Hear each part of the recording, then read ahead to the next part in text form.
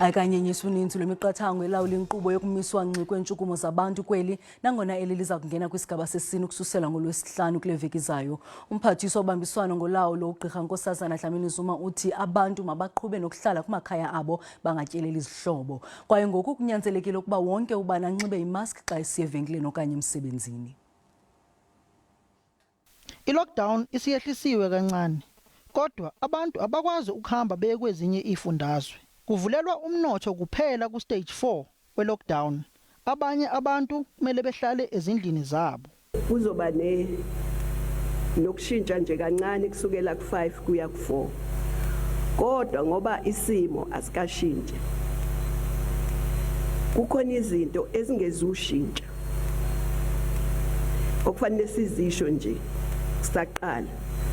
Singaze sithi mhlambe ngolwesihlanu hawu sobe sesikhulekile nje sekuma kamachanca enkundla emini cha kobe kungenjalo.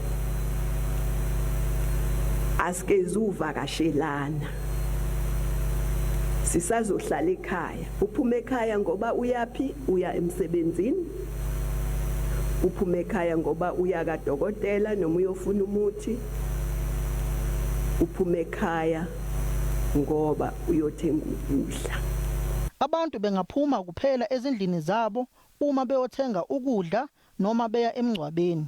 Ukuhamba uya kwezinye izifundazwe akuvumelekile, kanye nokungcebeleka khona akuvumelekile kulomthetho okhishwe uHulumeni. Indaba yokujima akezuyiwe ejimini.